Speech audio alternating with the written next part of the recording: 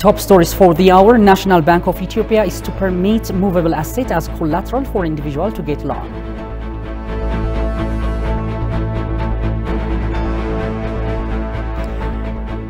And Ethiopia needs to implement a blue economy to improve livelihoods of citizens.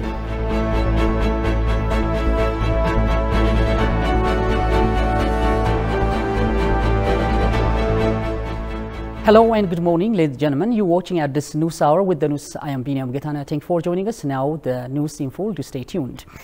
Ministry of Foreign Affairs announced that an agreement has been reached to pardon and repatriate 245 imprisoned Ethiopians in Malawi. The ministry stated that 245 Ethiopians were being held in various prison facilities for violating immigration laws.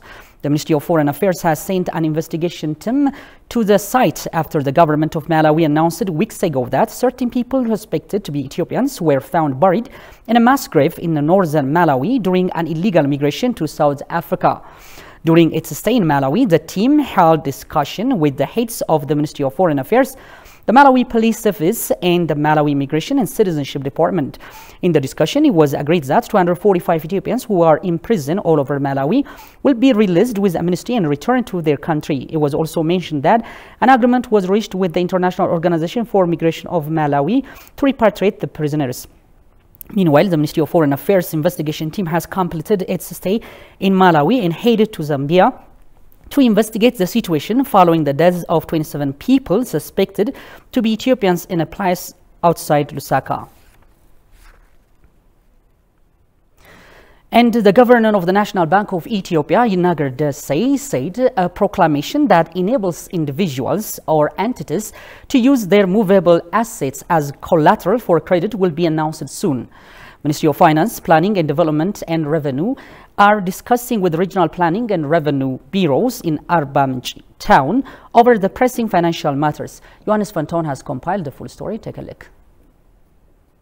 The governor of the National Bank of Ethiopia, Yinager Dessay, speaking at a forum where government institutions that are stakeholders in the sector hold consultations, says that financial accessibility in Ethiopia is increasing from year to year. According to the governor, the growth of financial access in the last 4 years has its own characteristics. Finance ተደራሽነትን በተመለከተ ባለፉት 4 ዓመታት በየዓመቱ ከፍተኛ እድገት እያሳየ ነው የመጣው.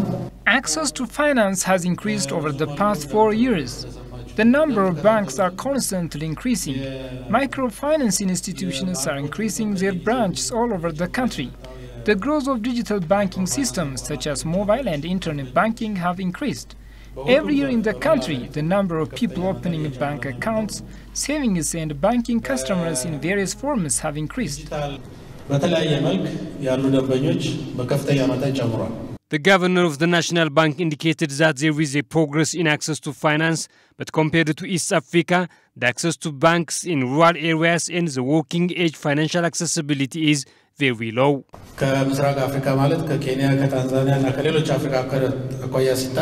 Compared to East African countries like Kenya and Tanzania, banking access is very low, especially in rural areas.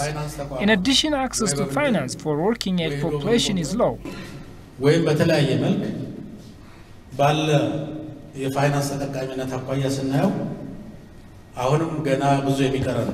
According to the National Bank of Ethiopia, there are about 330,000 debtors in the bank and 6 million debtors in the microfinance, and the total number is not more than 6.5 million. The governor also revealed that a proclamation has been prepared to allow the use of movable property as a loan assurance and preliminary preparations are underway. የተንቀሳቃሽ ንብረትን በዋስትና ማስያዝ በተመለከተ We have prepared a proclamation regarding bailment of movable property. As you know, our loan system is secured by fixed assets. In a country with more than 110 million people, there are only 330,000 bank debtors because the credit base is based on fixed assets. Now a proclamation has been issued and preparatory work is being done. የተንቀሳቃሽ ንብረትን በዋስትና ማስያዝ አዋጅ ወጥቶ እንቅስቃሴ ተጀምሯል. የቅድመ ዝግጅት ስራዎችን እየሰራን ነው የምንገኘው. Banks and microfinance institutions are undertaking preparations for the successful implementation of the proclamation that will be officially launched soon. Another development, national validation workshop on the baseline assessment report of the contribution of blue economy to the sustainable economic development of Ethiopia is held in Bahir Dar. Bahir Dar University, in collaboration with the Ministry of Transport and Logistics and IGAD, have organized the workshop to adopt a national blue economy strategy in Ethiopia. Attending the event, Chief of the Amhara Regional State, Yilqaal Kafyale, underscored effective utilization of water resources is key to the country's economic endeavor. Shaggai Matao has a full story. Blue economy is any concept related to an integration of water-related economic activities like fishery, tourism, hydroelectric power, and maritime. Bahir Dar University, in collaboration with the Ministry of Transport and Logistics and IGAD, have organized the workshop to review the draft baseline report and create national blue economy platform of Ethiopia. Attending the event, Chief of the Amhara Regional State, Yilqaal Kafyale, underscored effective utilization of water resources is key to the country's economic endeavors, adding the region established the water-related agency to oversee utilization of water resources. I really appreciate and we welcome the development of the blue economy strategy to use on the context of the region. In this regard, the Amhara Regional State has already understood its importance, and thus we have established the water-related office or agency to oversee the utilization of these resources. This agenda, particularly the blue economy strategy, would be very important just to adapt and utilize by our agency so that we can use our resources to our economic endeavor and success. Minister of Transport and Logistics Dagmawit Moges, for her part, indicated that her ministry has developed national transport and logistics policies for the implementation of national blue economy strategy. Ethiopian Maritime Authority, under the guidance of our ministry, has immensely endeavored in establishing a conducive environment for the blue economy strategy development. By critically evaluating our strengths and weaknesses in the paths we have taken so far, in line with the external environment and also benchmarking international best practices, we have developed our national transport and logistics policies, which are the foundations of several subsector strategies, a 30-year master plan, and a 10-year perspective plan, and other actionable roadmaps we are currently implementing. Director of the Agriculture and Environment Division at IGAD said IGAD is committed to provide all the necessary support for sustainable utilization of blue economy potentials for the socio-economic development of the region. The key objective of this last 2 days event, it was, as I said in my introduction, to validate under national consultations about the blue economy its service strategy. So now we come up with the final document. So I want to stress really that the blue economy is one of the priorities of IGAD, and it is reflected well in the new IGAD Regional Corporate Strategy 2021-2025. I would like to assure you that IGAD is committed to provide all the necessary support for sustainable utilization of the blue economy potentials for the socio-economic development of the region. The National Blue Economy Strategy that makes use of water resources was signed between the Ministry of Water and Energy, the Ministry of Tourism, and the Ministry of Transport and Logistics.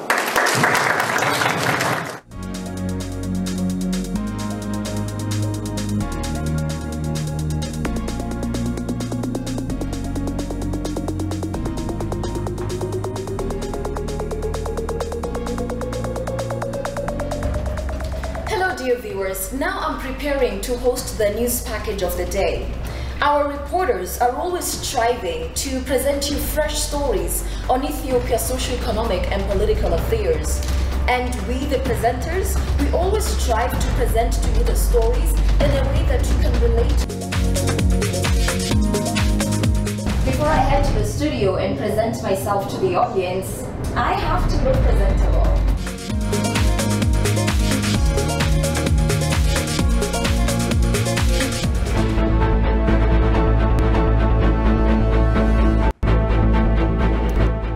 Hello dear viewers. viewers, I'm Tabitha John and this is Addis News Hour. Do stay with us.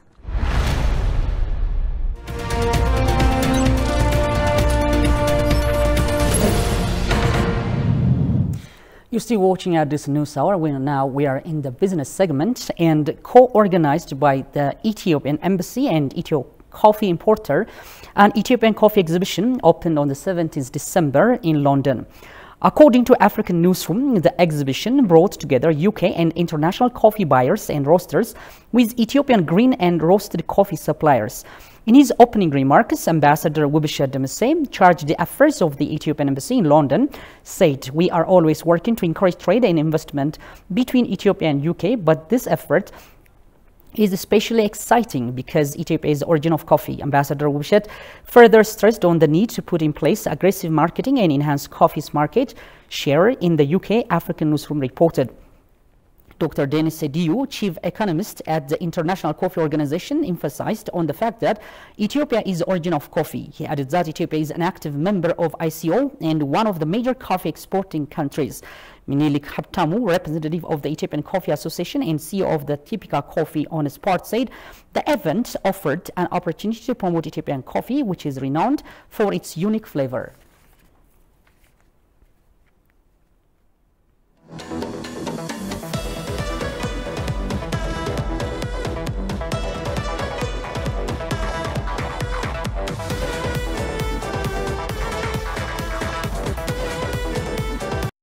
It's the planet's ultimate game, the final of the 21st Football World Cup. Flicked in by Griezmann and flicked on! And France take the lead in the World Cup final! Indeed, Croatia's centre forward got the touch that mattered.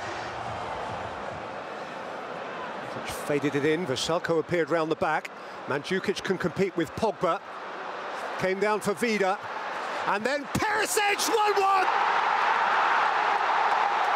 He has screamed that in! In by Griezmann, and the French are screaming handball. And the referee is choosing to look himself. What a call to have to make. He's given a penalty. A penalty.